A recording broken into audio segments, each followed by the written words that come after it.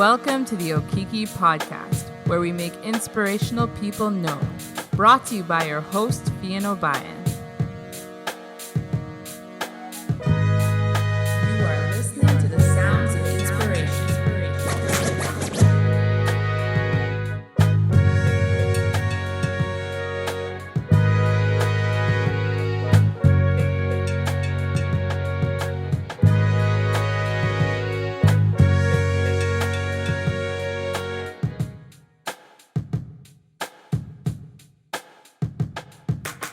Hello, everyone, and welcome to the Okiki Podcast. And today I have the special honor of having a very special guest, which is my own dear cousin, Toluwani Obayan. And not only do I love her as a cousin, but she is incredibly talented and she is doing a lot of incredible things. And I'm just inspired by her at her young age doing all this. And a disclaimer to the people listening to this podcast, we actually live on completely different sides of the world. And for people who know my podcast and know this world, like they would see me as very creative, but I'm very excited to share someone who is my cousin, who's very creative. And it's just really cool to see that runs in the family. And I feel like every time I talk to her about art or like anything I'm interested in, it's like someone who just gets you. So it's really exciting for me to have her on this show and on this podcast and share her story. Just a little bit about her. She's driven by a passion to create narratives that inspire change.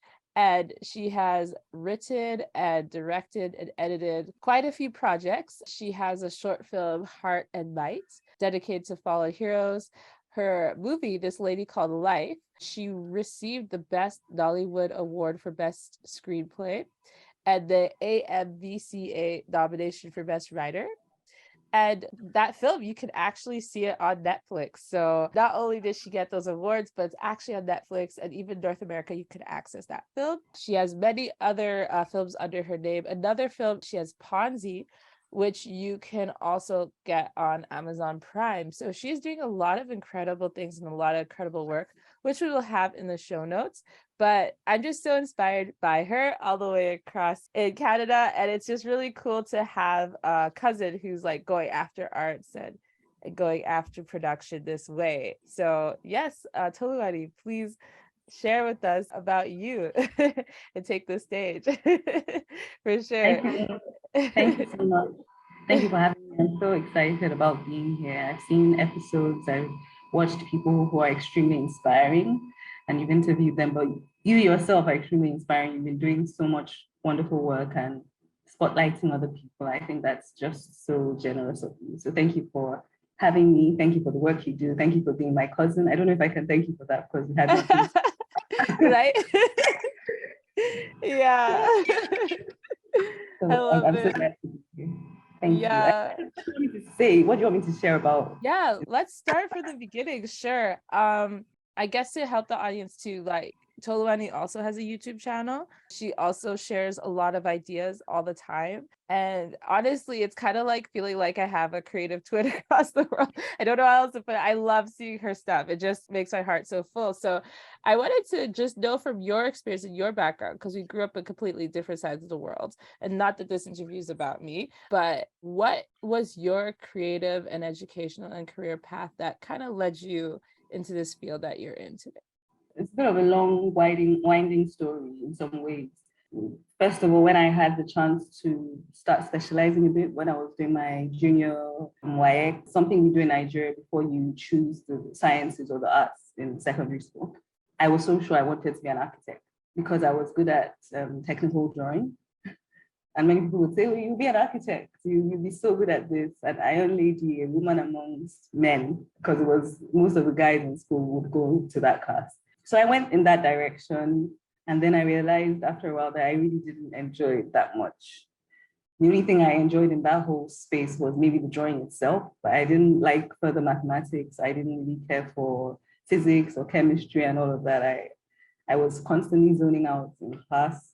I'll find myself in the arts area, teaching people about literature and doing it like with a lot of joy. And I'll be wondering, how come they get to do this? And I'm struggling here and I'm finding school boring. And then eventually I ended up not doing well in mathematics. And I think at that time, in the school system, if you don't pass mathematics, you can't go to the next class. You would have to repeat a year until you pass it. So I repeated a year. And because I repeated, I was able to then choose to go to the arts. It gave me another chance. Like, I believe God used it to give me another chance to course correct. So I ended up going to the arts. And interestingly, when I went to the arts, my mathematics was very fine. I was the one teaching people about maths in my class, and I did really well. Even when I was getting into university, I had no problem with my courses and everything. So I just sometimes feel like it didn't work out because I needed to change the direction I was heading in. I moved to the arts, and then I knew I was going to do mass communication because I always loved how newscasters, journalists searched for stories, communicated with people, or communicating to masses, which is sort of what I still do now through film and storytelling and screenwriting and all of that. It's a form of mass communication. It's a medium of mass communication. And I did mass communication in university. By my final year, I knew I wanted to specialize in film specifically. So I did my dissertation in film, and the topic was the audience perception of Nollywood, the perceived role of Nollywood themes in socio-cultural development. I share this because in many ways, it has informed the way I even do what I do in film and screenwriting and storytelling in general, because my stories are very social impact driven. That's the cause I'm always going for. If there are issues that we need to highlight, I want to do that with film. So I guess that's how I got to where I am. I did a master's in film and television studies. There I learned screenwriting officially. Wrote my first screenplay. That was at the University of Portsmouth in the UK. I wrote my first screenplay. It was 30 minutes, and it was called An African Queen. I enjoyed doing that. I didn't really care much for screenwriting until then. I had loved writing in school, maybe writing short stories here and there, reading a lot of books. But then I saw the format for screenwriting, and I realized that without the screenplay, there's no film, there's nothing. And I fell in love with it as well. So that's how I became a writer, director, even though right now I've done more writing than I have directing, but that's about to change as well. So yes, I think that's my story so far. That's incredible. Yeah. And I was going to say too, like, I find the journey and the path really interesting. Like how you were saying, like, it was hard to focus until you were in the field that you were in. That's something I can relate to as well. So it's just really funny to me because zoning out was definitely something I did in previous years. And maybe it's a creative thing. Maybe it's an artist-based thing. I don't know. Like maybe we don't have enough stimulus in the typical streams. And then even you finding this master's program in UK, what was the process even in choosing that program and knowing that that would be a good program to support what you wanted to do? I think as soon as I knew I wanted to focus on film, by the time I was doing my dissertation was, I think I got an award for it in my final year or something around that. We had an external examiner come in and say it was the best dissertation he had seen in a long while. And that was amongst even postgraduate research papers and everything. So it was a big deal. I didn't realize I was onto something. And it kind of encouraged me knowing that I didn't want to delay in going to the next stage. I wanted to do a master's. I wasn't sure I wanted to do a PhD. And right now I'm still not sure about that. But I wanted to do a master's. You're my cousin. So we're from a family that has a lot of academics. It's like we love studying, we love going to school. Until I was in university, I didn't know that PhD wasn't compulsory. I thought it was just part of it, that you get your university education, you get your master's, and then you get your PhD. Then when I found out I didn't have to do a PhD, I said, okay, I just want to do my master's and then go into the field. So I did a lot of research.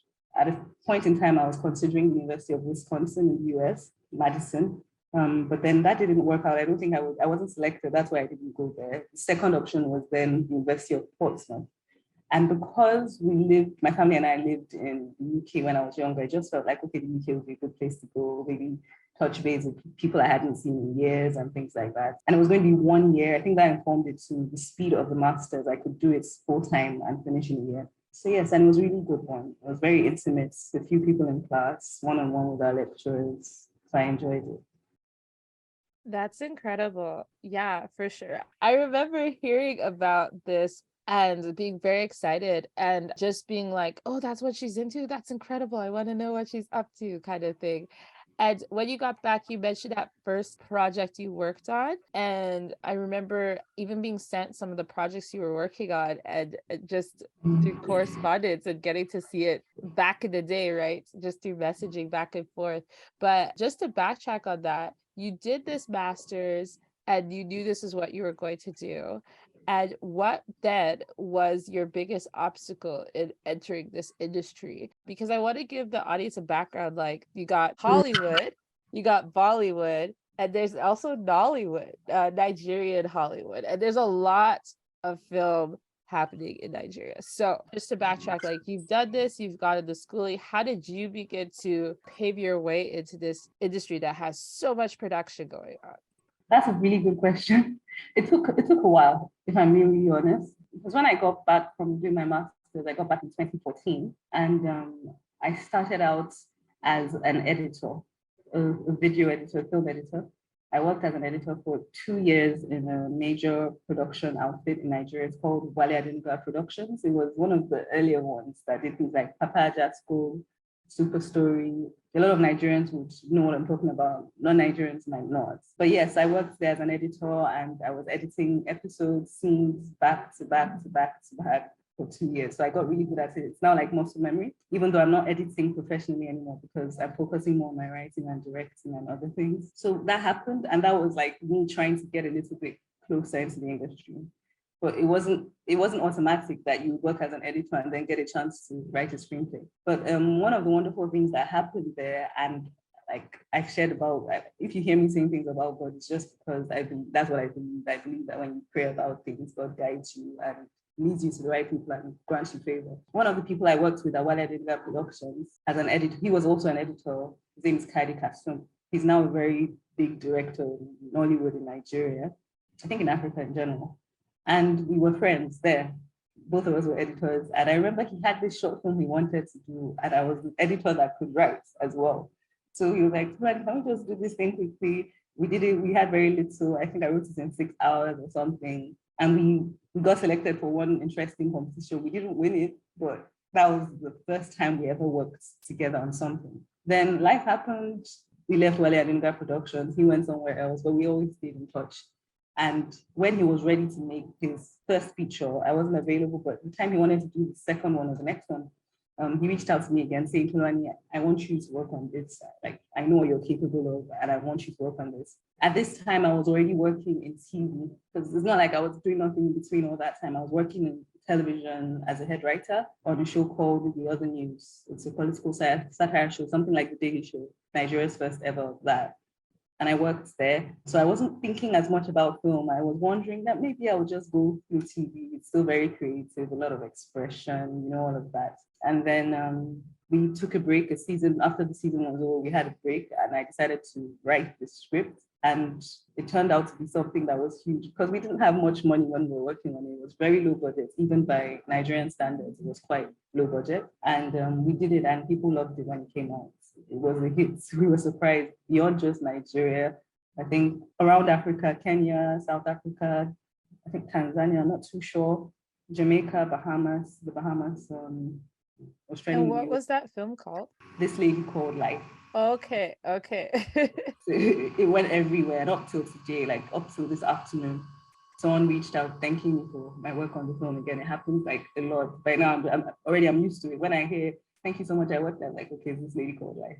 So it took a while, and I experienced a lot of false promises. There were people I had done work for who took the work and never used it, or used it without putting my name on it. So there are a lot of things you go through in attempts to break in. But yes, so I started out 2014, and I didn't end up having my first feature officially anyway, the first feature that had my name properly on it until 2020. So that took a while. So 6 years before things really started picking up in a way where people were recognizing you for your work in film. And especially, I guess in TV was happening, but they're not in film. Not so much in film. So a few things I picked up is the relationships you built in even where you started, and like talking to people around you, just never knowing who they'll be someday or what their role could be. Then being willing to, start somewhere, because a lot of people dreaming, like, where do you start? And then also working along the way, because even though you're working TV, you're still working on your craft. And I have to definitely backtrack to Lady Called Life, and thank you for giving the very real experiences of what it was like to break in, because a lot of people would see that you have that film on Netflix and be like, oh wow, like, this is an overnight success. But as you're telling us, it was a bit of a journey. So I want to talk about that, because that film definitely went big. As you were saying, that was a process of how, when you got to that credit and breaking into the industry. And what was even your process of, when did it start picking up, like you said, within the country, within the continent? And what was the process of even getting something like that onto Netflix, where I could see it, and I have watched it twice out here in Canada? Thank you. The process, that was another type of long journey. Like before it got to Netflix, it took a while too. I think it took almost, less than a year, but several months. We filmed it in 2019, but we didn't have a lot of money yet. Also, at that time, we were both not where we are now, if that makes any sense. Kayode was also at the beginning of his big director phase. He had made something that was celebrated globally, like internationally in film festivals, but in Nigeria, no one really. Some people knew about it, but not as many people knew about it, right? So he wasn't the type of director at that point who could get his film into the cinema because he wasn't working with maybe A-listers at that point in time. And those things tend to matter in the film industry. I guess maybe in Hollywood, not as much, because now the stories are the things that are selling more than the actors in the films. But in Nigeria, at that point in time, to guarantee that the seats would be full, they needed you to work with someone who had a degree. And we couldn't afford that, right, at that point in time. So along the line, Kaide did some projects that went really big as well. So when he then brought another project that he had worked on, we were like, oh, if it's from this guy, we can put it up. Now it's looking like something we're interested in. He has a track record, he's gained momentum and things like that. So eventually it came out in 2020. Interestingly, when it came out in 2020, we were like, oh, finally things are going to be wonderful now. It's going to be roses, they're going to be singing songs of praise. And then we had NSAS the day after. I think the NSAS protests started the day after the film was released in cinemas. It came out on October 9, 2020. October 10 was when the protests took off with a vengeance, and everybody was put on curfew. Cinemas were closed down, especially in Lagos, where I'm based, and where like the majority of the population that would watch film is based. And I was just wondering to myself, like, of all times, after everything, this is now. And I felt terrible about the protests. That's the truth. I had to actually check my own heart, like, is it about your film, or are we protesting for something that's extremely important? I had to check myself, because it felt like we had been struggling to birth this for so long. And then this is now the time when everything is shut down. How do we make profit? How is this feasible? How do people even see the film to know that we can do more films that speak to serious issues? Because also at the time, the trend was only comedies would sell. Nobody wants to talk about anything serious. Nobody cares about social impact. Just make them laugh and forget about the trouble. So it really hurt us at that point in time. But I remember praying in that season and God telling me that I should just let it go. Basically, I had to let it go, and like, it's work I've done my parts. I can't do anything at this stage. It's out of my hands, basically. So when it came to, I think, April the next year, and Netflix was on, I remember also sharing a lot of messages with Kaide, telling him a lot of things I felt in my heart, that it was still going to be big, even though at that point in time, it looked as if all hope was lost. We had that whole, all is lost, in screenwriting, there are different beats.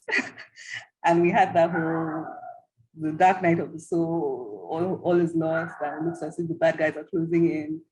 But then we had a happy resolution, because when it came out in 2021, overnight, literally overnight, that's when, like, you're asking how long did it take to get around the globe? In less than 48 hours, in less than 24 hours, it was #1 in Nigeria. That same day, it was top 10 in South Africa. I think 2 days after, Jamaica and the Bahamas. But in less than 48 hours, these stats I'm giving happened, and it stayed that way for a long time. I remember being on the top 10, #1 for almost a month, for around a month in Nigeria, and then staying on the top 10 for almost another month. And then up to now, it's still off and on trending. So yes, we even got nominated for a film festival in New Amsterdam for Best Film. I think that's happening this year. I'm not even sure exactly about the dates anymore. Up till today, there's still things that keep coming in just from that film, even though it took a while for it to pick up because of scenarios and everything that was going on around it. Yeah.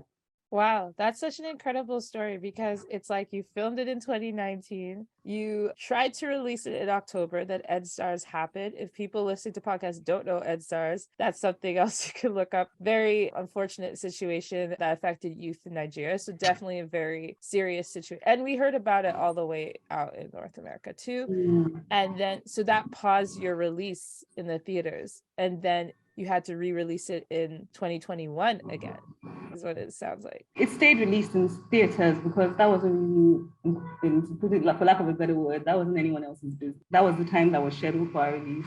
So it stayed, and a lot of people more people ended up watching it in the northern states of Nigeria and other places. And it even got nominations for like top 10 films of the year, things like that. Miraculously, even though very few people got to see it, but the people that did see it had a lot of good things to say and good reviews. Right. And then, But but 2021 is like, yes, 2021 was when it went fully on Netflix. And yeah. Was there anything that like had to do with that kind of push all of a sudden in 2021 where it just took off? definitely, I believe God was preparing people's hearts for it. But then also, I think Nigeria has a huge home video culture. And in as much as we're going for the cinema move, I think Nigerians just love watching movies at home. They want to be comfortable in their PJs, watching it on their laptops, in their beds, whatever, watching with family. Nobody really likes dressing up to go and watch a film. It's changing a bit. There's a balance now, but I think that's also part of what happens. So very interesting. And then from there, that's even a journey itself. And then was that the point where Netflix started being interested and being like, oh, there's something going on here, like we might want to have it on our platform as well? I think they just wanted it because at that point in time, they were looking for good Nigerian content. And they had heard things about it when it was in cinemas. Because I said, like, in as much as it didn't have as much people coming to watch it, as many people coming to watch it, it had very good reviews, even the year where everything was quiet, and because critics went to watch it and they made some noise and Top Magazine said things. And that was the year I got the Bon Award for it, actually, the same year that very few people got to watch it. People that give awards, I guess, were watching it, and I got an award for best screenplay. So I guess that was part of what influenced it. And also the people in Nigeria, the people that are involved in getting things into the cinema are also involved in getting things on Netflix. So it was part of that. So if the work is good for cinemas, most likely you'll be able to get on Netflix. Yeah, that's incredible. Wow, what a journey. So up until that point, you worked 6 years. Finally, you have this first feature film and it really takes off and you're getting all these opportunities. From there, what was also part of your journey in establishing your brand? Because I know you did that work and then you worked on a very different film, which I've been trying to see if I could see it on Amazon here. So I know I can search it online, but I'm not sure if I have it in North America, but I want to watch it. And this is called Ponzi. Was this happening all at the same time?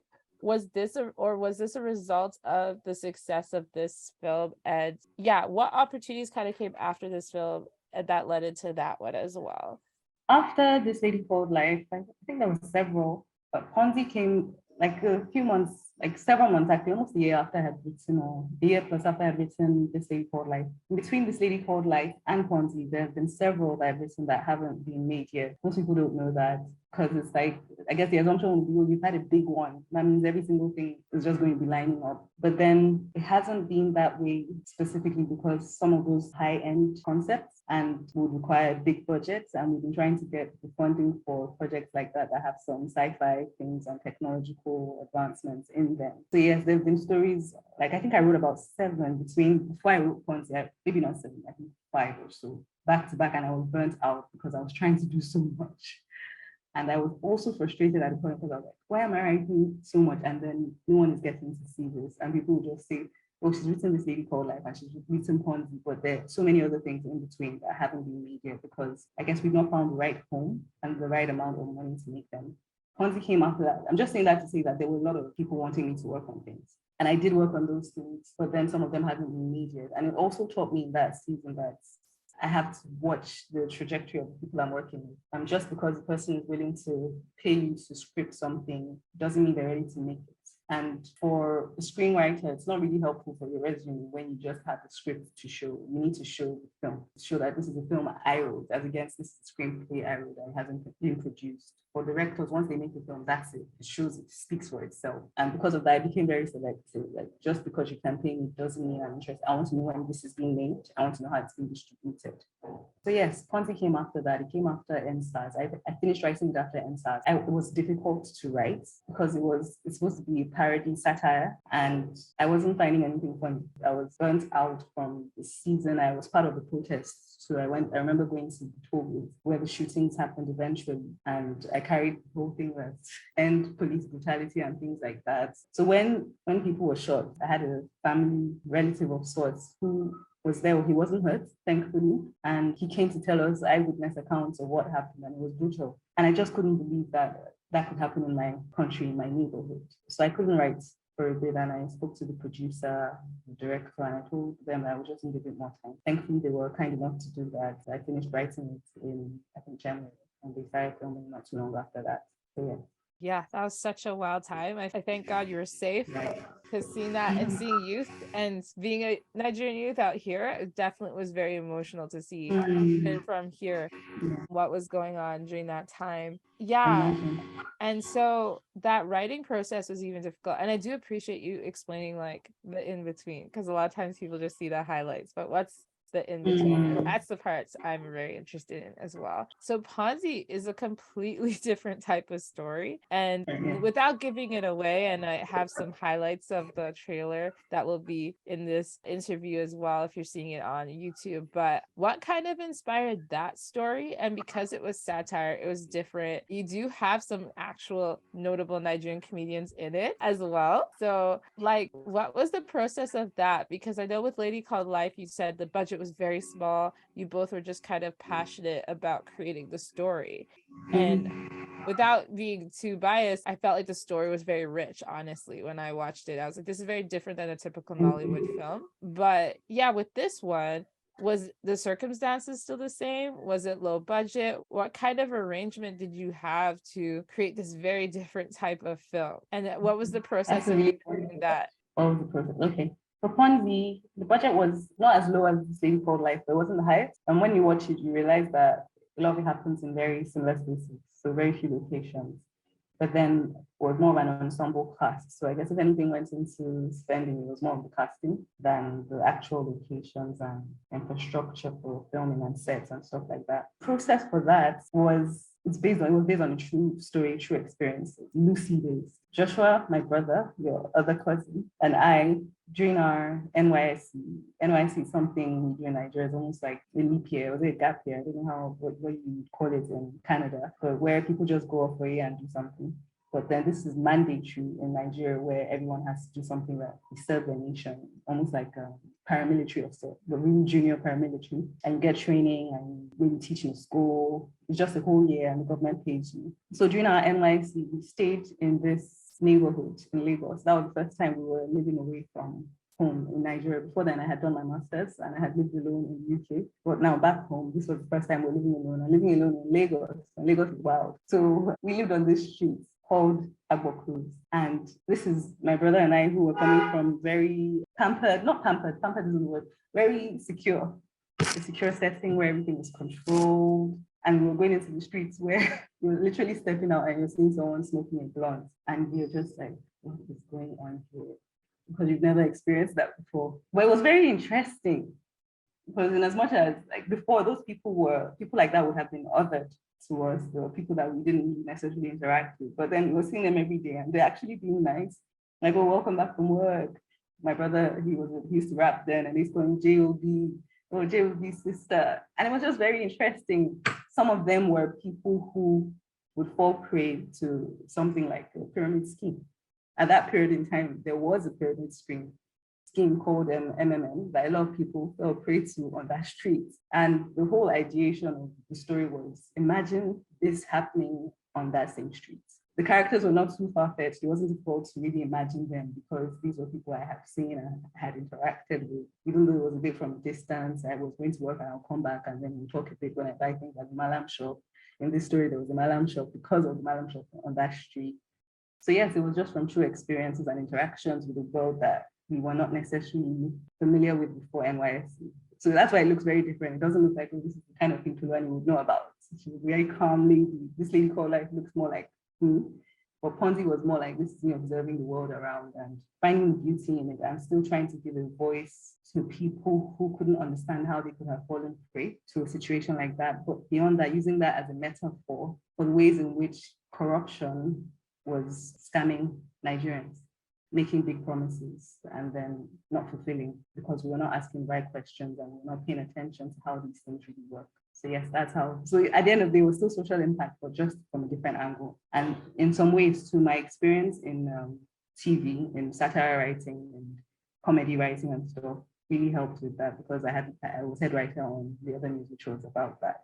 Yeah, very cool. I definitely get some indication of where it's going from the trailer and people about to get bamboozled. Like, I was rewatching the trailer yesterday, going like, these people, they seem very clueless as to what's about to go down, but I need to see how this goes.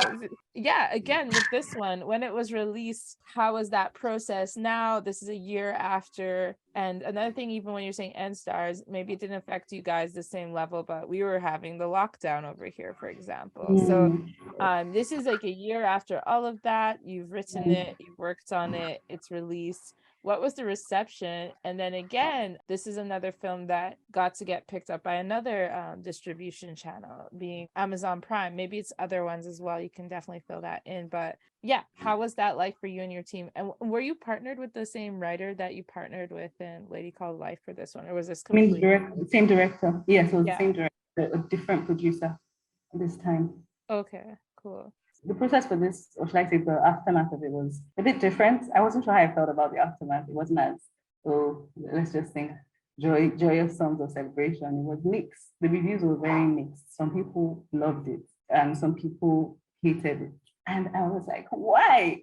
Like, this is like, it was hard. It was harder for me to write, I think, than writing this thing called life. Because anyone who knows about writing comedy knows it's not easy to get laughs. At least for the most part, people really did laugh. So that we got that right. But people seemed to miss the fact that it was satire. And satire plays on a lot of roles that I guess people were watching it like it was normal comedy. And I had to learn about sensitizing the audience to, like, the Nigerian audience is not necessarily the global audience or Hollywood audience.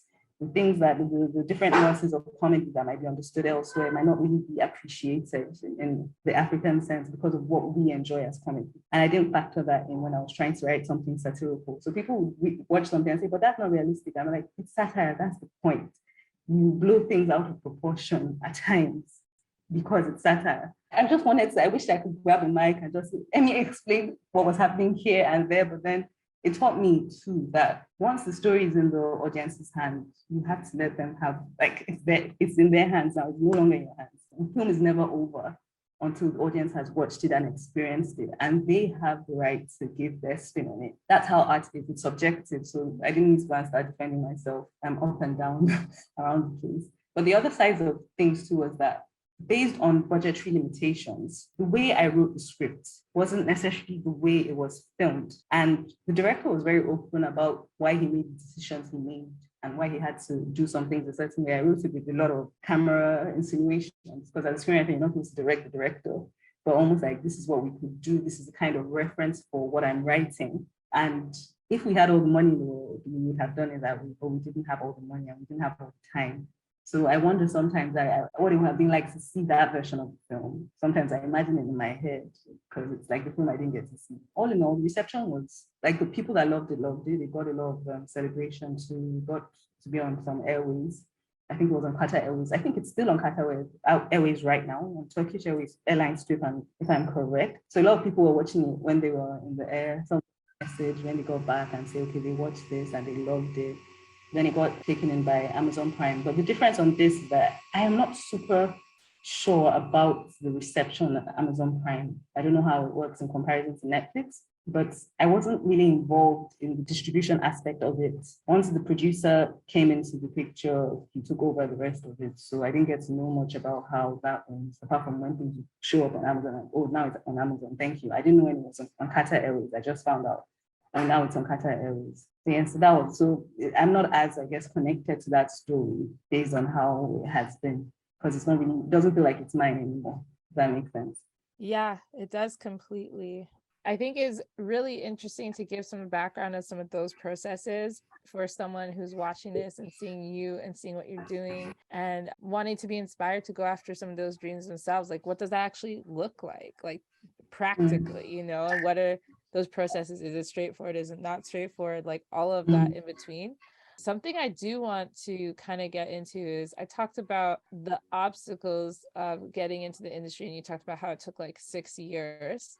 I kind of want to also, looking at all this and even the writings you've done in between, I also wanted to go into what initiatives did you take to establish your brand? Of course, that first conversation you had with Kaede and like keeping that relationship helped you develop some films with him. But I was curious, was it in the success of the film that people started to seek after you as a writer, or were there kind of things you had to do on your end to start establishing that brand so people knew that that's something they can come to you for? I don't know if I'm the best person to ask this kind of question because for the most part, I am so calculated, if that makes any sense. I end up doing things that work for the brand without me trying to do things that work for the brand. Like I just sincerely want to, like I did a 3-month training for people that wanted to learn how to screenwrite. And I didn't even make that much noise about it. When people heard, they were like, why didn't you say more? Because if people knew you were doing this, you would have done this. And I was like, my mind wasn't there. I just wanted people to know more about the craft so that the industry could be better. And interestingly, some of them are actually doing amazing work now in the industry. And in some ways, that has come back to be a blessing because they are in positions of maybe production and they come back and say, would you like to say, work on this script? I know a person who can do this. So there are rules to that might not be. And somehow that has created a network where people that I trained are also rising up. So we're all helping each other build more work and do things that are helpful within the industry. Also, there's a point where I did an advert, and I think it was very interesting. Maybe I should share it. I don't know if I should share it for this purpose, but I talked about what I do, and I told people that I would be the right person for the job. And it was a very successful one. It was playing in offices. I was surprised. People would come in, I saw your advert playing in my office, on the TV in my office, and I just shared it on LinkedIn and Spaces, and it took off. So I think just putting work out there and talking about the work itself, sharing about my process, I've just always been passionate about doing that. Doing a lot of things on my Instagram, people who have questions. Do you want to know how I wrote this lady called life, about the layering and things like that? And people would come around and they would be interested in learning. Recently, I started a community called Story Village for storytellers, Africa and beyond, even in the diaspora, who want to tell stories authentically in line with their roots and things like that. So those things come natural to me. I don't know if that's branding, but it's just how I am. I love sharing knowledge. I love talking about the things I love to do. And somehow in that way, that has helped with the branding, I guess. Yeah, no, that's perfect. It's a very good explanation. So it sounds like you're giving to the community and Thank you. Yeah, kind of giving that knowledge. No, truthfully, it just happened very organically. but yeah, no, I totally love that in giving and saying, hey, I just want to tell you why I like what I do. And this is what I do, that people worked with you and eventually remembered you and recommended you. I think that's really incredible. And yeah, I want to talk about this Story Village as well, this community that you've started. And also, yeah, let's start there because I know you have another project I want to make sure we talk about too. But what inspired that, and what does that actually look like, and kind of what are your dreams and goals and plans around that? Story Village started officially in July, the 1st of July. I was trying to create a space that would be safe for storytellers. I noticed that within the Nigerian industry, especially, maybe Africa on a broader scale, but I'll just say Nigeria because that's where I'm based. There was a gap. We would have amazing literature coming from Nigeria. We have Pulitzer Prize winners from Nigeria. But then the film aspect, there would be gaps in storytelling, and like how could the same crop of people be telling wonderful stories in literature, but stories that are below par in film? How does that work? All of these are storytelling mediums. And I wanted to create a space where we would all work with the different mediums of storytelling and see how they play into each other, even as we would hone our craft and then produce our own works. So filmmakers, poets, screenwriters, prose writers, playwriters, everything, that whole space, we just come together consistently, sharing tips, sharing ideas, and developing our own work. That was part of it. But on a deeper level too, it was inspired hugely by the negritude movement that happened in the early 90s, because narratives have a lot to do with who we understand ourselves to be as a people. And if we don't tell stories that inspire people to be proud in their African identity, in their heritage, it's not likely that things would be better on the political front either, or economically. People would always want to really get enough money to build infrastructure, but the people that don't know their identity can't even build infrastructure that would help the people. So things feed into other things, storytelling, especially the narratives we hold on to.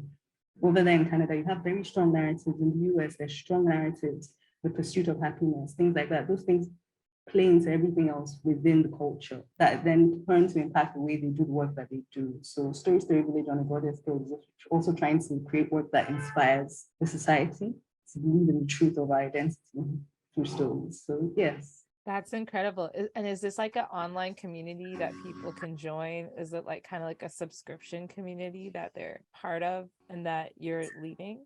It's currently online, but we're building a website, which should be out shortly. And then there will be membership on the website. But apart from that, we're also having a physical launch in person next year, God willing. So there we would have our partners come on board and different things, connections, and have more workshops that happen physically. So yes, it's more than online, but currently online. We started out online. Amazing. I'm so excited about that. And also you have a podcast that you just recently launched. What is the goal of the story behind that as well? The podcast is called Once Upon a Dreamer. That one is a bit more personal. It came from, like, over the past few years, as you would know, there's just been a lot of difficult seasons. And more recently, I came out of the whole, maybe the darkness of it, and started looking around and noticed that I had forgotten a lot of the dreams I had as a child. Not like it would look like you're doing all the film work, you're doing all these things, you're living your dreams, but I feel that dreams are deeper than that. Dreams are spaces where you get to truly be in freedom without fear, not wondering what everybody's saying. And I mentioned around Ponzi time, the feedback that was coming in. There was good feedback, but there was also bad feedback. And with the negative feedback, I would feel so terrible. I would say things like, why don't they like you? Why can't they accept it? And I realized that external validation had a lot to do with my perception of work. And in terms of that, I had to do a lot of self-reflection and a lot of praying and saying, okay, this dream I have, I'm saying I want to do things that would impact the society and help people. How can I help people if I'm trying to please them or get their approval every single time? It doesn't really balance out. There are things that you need to do that first will not be popular, but then it makes the place better, it makes the world a better place. Nobody would follow you. They might say, who is this doing something that's not profitable? You make money in this area, we're not coming in that direction. But then when you do something like the Martin Luthers of the world, like the, what's this lady's name that sat down on the bus? Yeah, Rosa Parks. Yeah. Thank you, Rosa Parks. Like the Rosa Parks of this world, like many things that need to be done aren't the most popular at first. And I had to really sit down and think about this. The dream I have in my heart is to tell stories that help the world to become a better place. If I need to do this, I can't always be looking to be popular and to be liked and to be accepted on every front. And I realized that I wasn't the only one in this boat. There are a lot of people who want to do things, but they've not gotten the external validation and they forget that they have an inner witness of what they should be doing, regardless of whether people agree or they don't. And I wanted to share that message in a very step-by-step way, like almost like if you need a friend that's on this journey and you don't go alone. There'll be someone here week by week, episode by episode, sharing her own experiences, sharing examples. Let's take this walk together to that place where our dreams, the subtle dreams of our hearts become reality, not the ambitions, but the true dreams. That sounds amazing. And I'm really looking forward to hearing it. So definitely, as I'm sharing Toluwani on this podcast, I'm definitely looking forward to hearing her own as well. I wanted to kind of circle back to that idea of dreams and that idea of if someone is, seeing this today, whether they're in Nigeria or whether in North America, and they're like, I want to be into the film industry, whether it's screenwriting, directing, I want to do what Toluwani's managed to do. What, in a practical sense, other than your story, would you say that they should do when they're trying to set up their creative narratives in a position that, like, practically, like, how do we get all the people, how do we go into production and how do we start showing it to people that it could make sense to that could actually see our work and begin to elevate what we're doing? I would say that it's a good thing that we're in the world we are in, like today's world makes has democratized the process a lot more. So it's not as difficult, I guess, right now. I would say short films. And I did a short film. Interestingly, I forgot to mention that my short film was how I got my job in TV, and then I became head writer there. And that was after I left Wale Dinga Productions as a video editor. I did a short film. I even acted in it because I didn't have much money. And I had to cut costs. I edited it, I directed it, I wrote it. So I did a lot of work on that same film. And I even submitted it to some festivals. So eventually, when I was trying to get the job while I doing productions, when I was trying to get into a fellowship, the Pan-African fellowship called Akuma, which was with Zane Verji, CNN's Zane Verji and CNN's Chidi Afluezi. They were the ones who started that whole program. They saw my short film and they were like, wow, this person actually is creative. She has ideas. She'll be able to pull this through. And same thing for the job at Channels Television and the other news. Even later on into screenwriting, people could see that, oh, I did the short film and I wrote it. That means I can write it. It could serve as a proof of concept. So you've done it before, you can do it again. And I did this myself. I didn't need someone else's story. It's my story, so it shows my level of creativity and things like that. But the other end of it, even after you've done a short film or before you've done a short film, I would say be ready, practice, and practice. I know all those years that nothing was seemingly happening. I know how much I studied. I know how much I watched. I know how much I sat down virtually on Hollywood Roundtable, listening to other screenwriters talk about their processes and directors talking about it. I watched more than just actually writers, actors. I wanted to understand the whole process of it. So then when I'm writing, I can see it. In fact, I also worked as an editor, means that even as I'm writing, I can see how a scene would be cut, so it affects my pacing. So I'll say taking the whole genre of film, the whole medium, and learn about all the aspects of it beyond just writing or the directing, know what you need to know, because everything plays into everything else. And then when you get the chance, you'll be ready, because it's one thing to ask people to give you a chance, to give you a shot, and then they see your work and it's not good enough, and then you don't get another chance. But it's better to be ready and then also do your own proof of concepts. And getting in will be easier, because if you submit to a film festival, you can win that film festival and you can get called for bigger opportunities. The small festivals, the big festivals. I tried getting into Cannes the first time and I didn't get in. I think that was very ambitious of me. So, but yes, that's how it went. I love that. And sorry, if you don't mind me asking another question, because that's something else I've noticed is like, yes, you're right. It's been democratized, but also, I don't know if this has always been a thing, but it's recently I'm hearing about film festivals. I'm sure they've been around for years, but I feel like they've suddenly gotten really cool somehow. Like even in North America, it's like, oh, like this film got in the film festival. It's like this new upcoming independent film. Like, you know, even Taylor Swift submitted something to a film festival. I think it was like, if you're trying to like show that you're trying to be somewhat serious about film, you at least want to have something submitted to something like that, just so people can see it and review it. It's almost like a testing ground. There's a fairly big one even in Canada called TIFF, which again, I've only started hearing about in recent years. So I'm just curious, is that because this is your world, like has that always been like a place where people in film and directing and screenwriting, has this always been a big deal for that industry? And like, why is it suddenly like everyone's like knowing about these film festivals? I won't say commercial way, but they're becoming kind of like cool, like to go to in that sense. I don't know. I would not have known that it wasn't as known outside film, because to me, it's always been always the thing. The film festivals everywhere in the world. But I think also that there are many more film festivals than there used to be, especially since the pandemic, because a lot of things moved virtual. So more people had access, I guess more people had less to do as well. So we wanted to see what was going on around the world. I remember I had one of them, was it Ponzi premiered at the Nollywood Film Week Festival, Paris. I remember that happening. And people watched it there and enjoyed it, and there were tickets and stuff. Next week in Nigeria, we have one called Africa, and it's Africa's biggest film festival. And their submissions, their workshops. So it's been a thing for a while, but I think also nowadays, maybe film and the profession of it are becoming much more accessible. Anyone can record a film with a phone. There are even categories in the film festival for smartphone created films, right? So if there's much more accessibility and open doors for participation, I guess that's also part of why it's becoming much more known around the world. But I wouldn't have known if you didn't mention it. So I thought it went.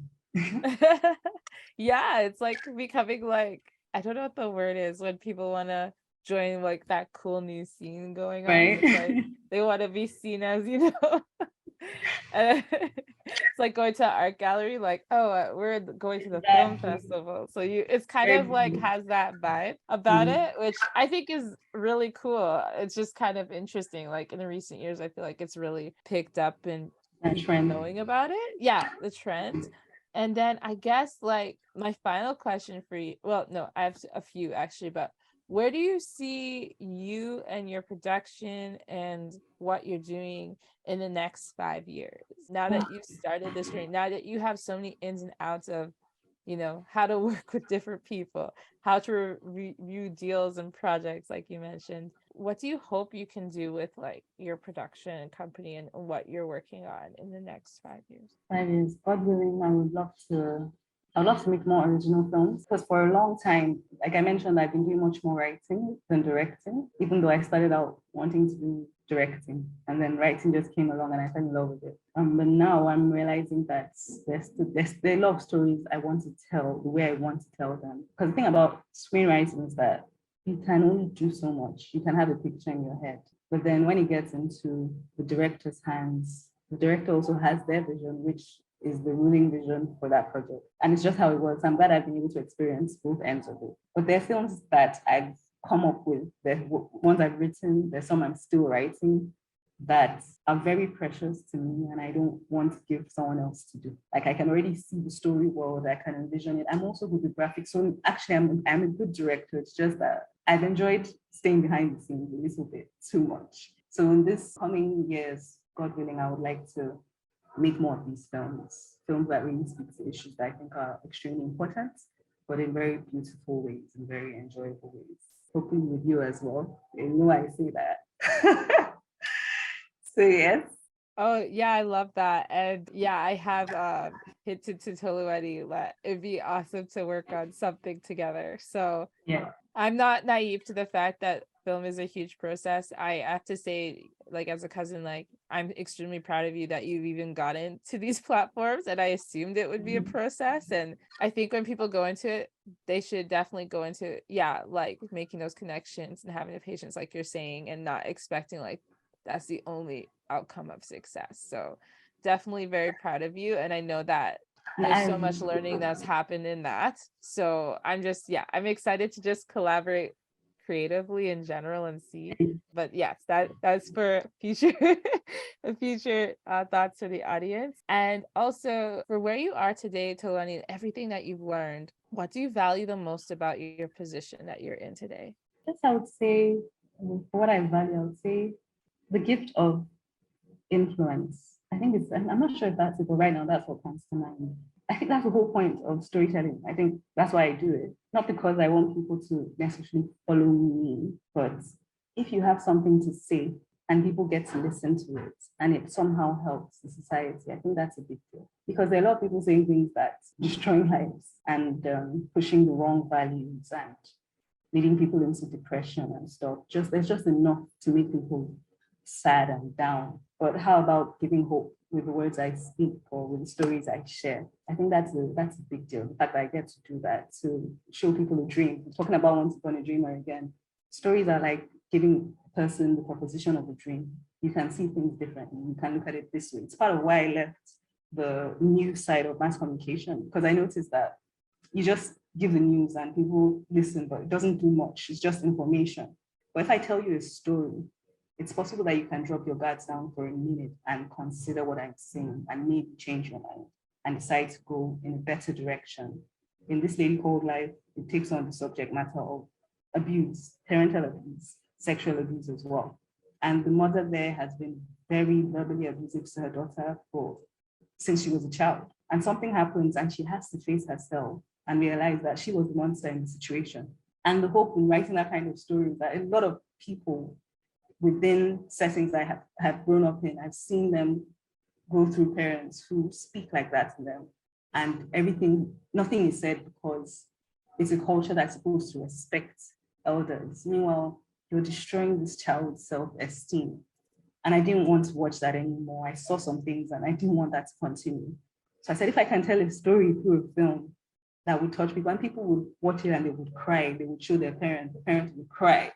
And I was like, okay, if this can have that effect, it's a privilege that I don't take lightly. So that's one of the things I value the most. Like having a conversation and people saying, okay, I'll change. I'll make a better decision next time. That is so beautiful, Toluwani. Definitely recommend you watching the film. I am trying to figure out how to watch Ponzi, but I will. And because yeah, as we know, not everything shows up in different countries for that. But I will definitely see, because I have Amazon Prime, so I will see that I can watch it or find it somehow. Or NordVPN. I'm sure there's a way I can do it. But I want to say thank you so much for being on the podcast today, sharing your story and just being so authentic about it. And like I said, I'm already very proud of you and just excited about everything that you will do. And thank you for taking the time to share with the audience your journey today. And I know I'll have this in the show notes, but where can they find you online? At Toluwani Obayan. At Toluwani Obayan on Twitter, on Instagram, and then at toluwaniobayan.com on the web. Awesome. Yeah, thanks so much for being on the podcast today. Thank you for having me. For sure. I also would like to introduce today the Okiki Video Bootcamp. Yes, I will be launching a course, which I will have a wait list in the show notes. And I will be launching some group coaching as well. I know there has been a lot of requests lately of people wanting to learn how can they create content for their own brands. And so I'm looking forward to bringing you along in the journey with that. If that's something that you've wanted to gain skills and techniques on, this will be for you. You'll learn systems on how to create content effectively and efficiently and have more time for yourself in the process while reaching your clients. Again, you can find the information for the Okiki Video Bootcamp in the show notes below.